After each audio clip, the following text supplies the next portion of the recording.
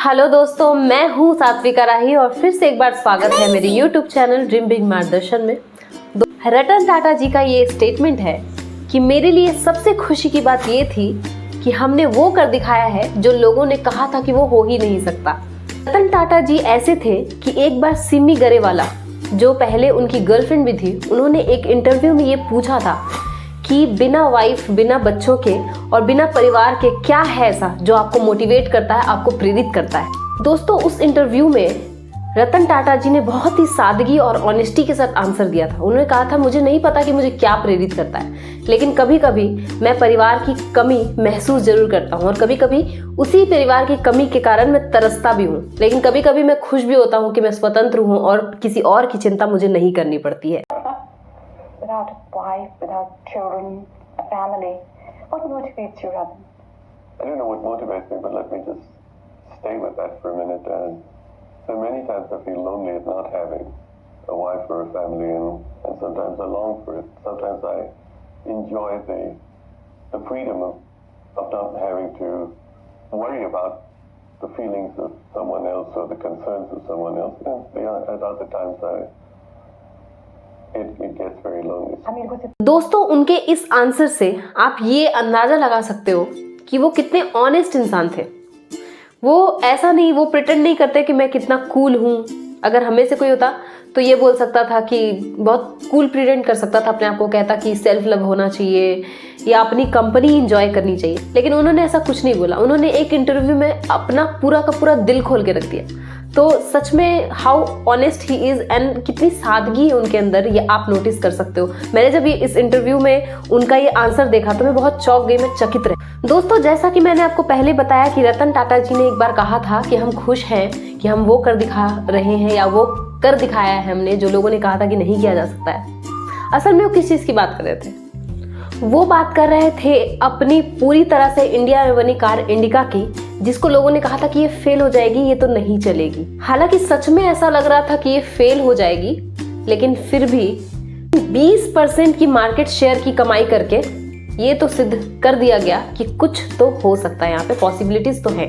दोस्तों, एक बार रतन टाटा जी ने अपने एक इंटरव्यू में ये बताया था कि वो जो भी वादा करते हैं वो पूरा करते हैं, वो जो भी अपने मुंह से शब्द निकालते हैं वो पूरा जरूर करते। तो रतन टाटा ना सिर्फ अपनी प्रेमिका से शादी का वादा करके कभी जिंदगी में शादी नहीं करते, बल्कि वो हर क्षेत्र में जो भी वादा करते हैं, जो भी बात मुंह से निकालते हैं, वर्ड्स मुंह से निकालते हैं, उसे जरूर पूरा करते हैं, अपना वादा जरूर पूरा करते हैं। दोस्तों, नैनो कार के फेलियर के बाद ही रतन टाटा जी ने अपनी कंपनी में एक ऐसी योजना चलाई थी जिसमें फेलियर को रिवॉर्ड किया जाता था।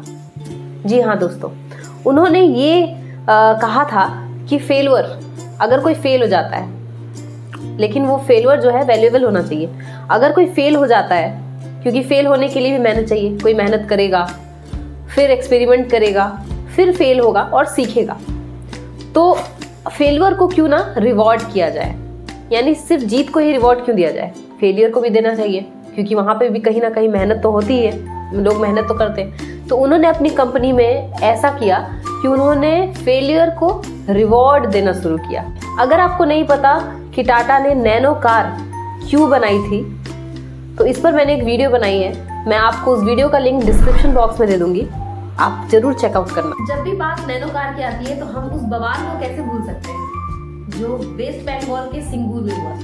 वेस्ट बंगाल के सिंगूर में ममता बनर्जी ने, मुख्यमंत्री, बंगाल की मुख्यमंत्री ममता बनर्जी ने, जो एक तरह से जमीन के अधिग्रहण को लेकर जो समस्या चल रही थी और उसका जो विरोध किया था, रतन टाटा जी का जो विरोध किया था, और रतन टाटा जी को अनफॉर्चुनेटली जो अपना जो नैनो का प्लांट था उनका वेस्ट बंगाल के सिंगूर में, उन्हें सिंगूर से गुजरात शिफ्ट करना पड़ा था। वो घटना जब भी बात नैनो कार की आती है तो भुलाया नहीं जा सकता। उनके लिए ये वीडियो बनाने के लिए मैंने बहुत सारे इंटरव्यूज देखे रतन टाटा जी के, उनके इंटरव्यूज की स्टडी की, और मैंने ये देखा कि उनके आइडियाज़ क्या थे और वो उनकी वे ऑफ थिंकिंग क्या थी, वो किस तरह सोचते थे। इसकी स्टडी करने के बाद मैंने ये समझा कि क्यों रतन टाटा इतने सफल हैं, इतने महान हैं। सबसे बड़ी बात, इतने महान क्यों हैं, वो किस तरीके से सोचते हैं। दोस्तों, एक बार एक इंटरव्यूअर ने उनसे पूछा एक इंटरव्यू में कि रतन टाटा जी आप क्या एक्सपेक्ट करते हैं, आप क्या चाहते हैं कि ये दुनिया आपको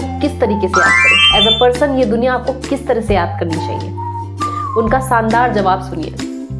उन्होंने कहा कि मैं चाहता हूँ कि दुनिया मुझे एज अ पर्सन ऐसे जाने कि हाँ, इस आदमी ने बदलाव किया है, बदलाव लाया है, ना तो इससे ज़्यादा ना तो इससे कम।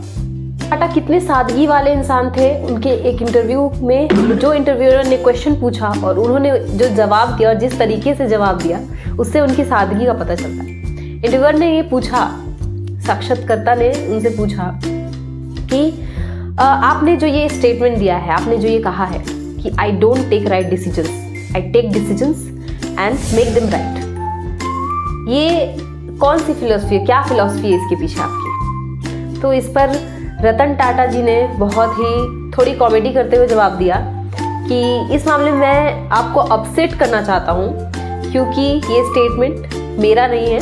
आई थिंक ये स्टेटमेंट ट्विटर या फेसबुक का है। I will highly suggest to people to watch his interviews because he really made difference in the world. तो अगर जिंदगी हो तो रतन टाटा जैसी, वो इसलिए क्योंकि वो सच में जो कहते थे वो करते थे। उन्होंने एक बार जो कहा था कि मैं एज अ पर्सन इस दुनिया के लिए ऐसे जाना जाना चाहता हूँ जैसे मैंने इस दुनिया में बदलाव लाया है, इससे ना कम ना ज़्यादा। और सच में उन्होंने बदलाव लाया। तो दोस्तों, अगर आपको मेरी ये वीडियो पसंद आई हो तो इसे लाइक कीजिए, मेरे चैनल को सब्सक्राइब कीजिए और अपने फ्रेंड्स एंड फैमिली के साथ ज़्यादा से ज़्यादा शेयर कीजिए। आपको और आपके परिवार को दिवाली और छठ पूजा की ढेरों शुभकामनाएं।